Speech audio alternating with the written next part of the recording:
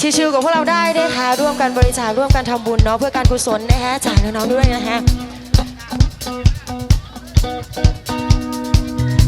มีแดนเซอร์ด้วยวันนี้มีแดนเซอร์ด้วยมาเร็ว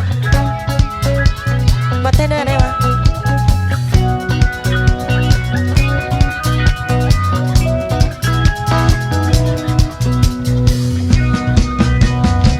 จะเธอเมื่อไรหัวใจมันวิว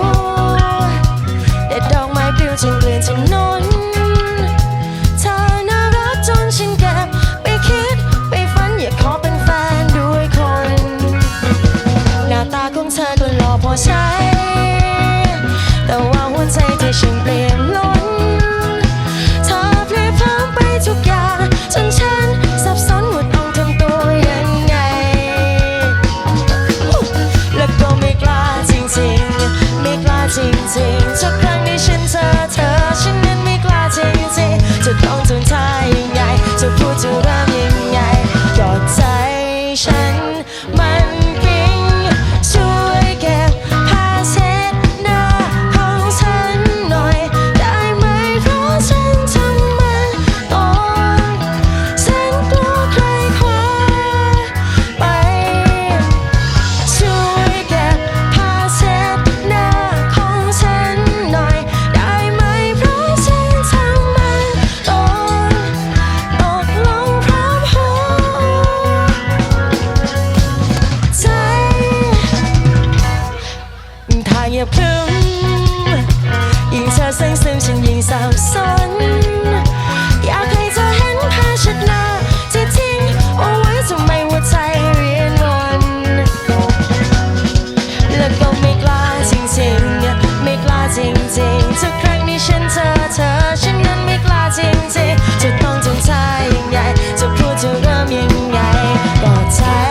ฉันมันปิ๊งช่วยเก็บผ้าเช็ดหน้าของฉันหน่อยได้ไหมเพราะฉันทำมันตอนฉันกลัวใครคว้าไปช่วยเก็บผ้าเช็ดหน้าของฉันหน่อยได้ไหมเพราะฉันทำมันตอนตกลงพร้อมหัวใจไม่อยากทอดสะพานแต่รอนานๆก็ไม่ไหวนะเจอกันมาตั้งนานแล้วทำไมไม่มองตัวฉันบ้างล่ะตรงเนี้ย24มองเห็นไหมจ๊ะอุตส่าห์ยิ้มให้เธอเก็บทำไมไม่เก็บสักทีล่ะคะฮัลโหล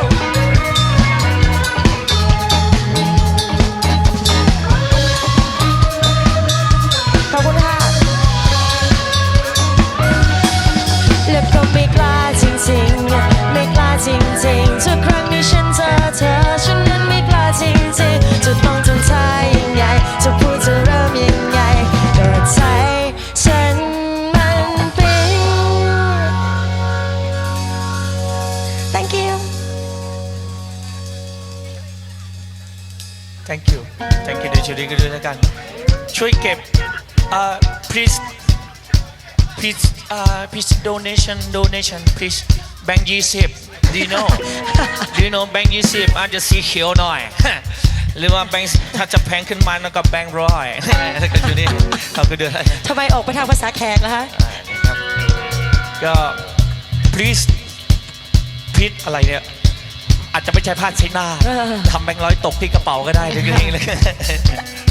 ขอบคุณด้วยแล้วกันนะคะสำหรับการที่ช่วยกันบริจาคเนาะช่วงนี้เราก็ร่วมกันทำดีทำเลยนะคะอย่าคิดนานนะมา ไปกันต่อในชุดนี้กันป่ะช่วยเก็บผ้าเช็ดหน้าของฉันหน่อยได้ไหมเพราะฉันทำมันตอนฉันกลัวใครคว้าไปช่วยเก็บผ้าเช็ดหน้าของฉันหน่อยได้ไหมเพราะฉันทำมันตอนฉันกลัวใครคว้าไปช่วยเก็บผ้าเช็ด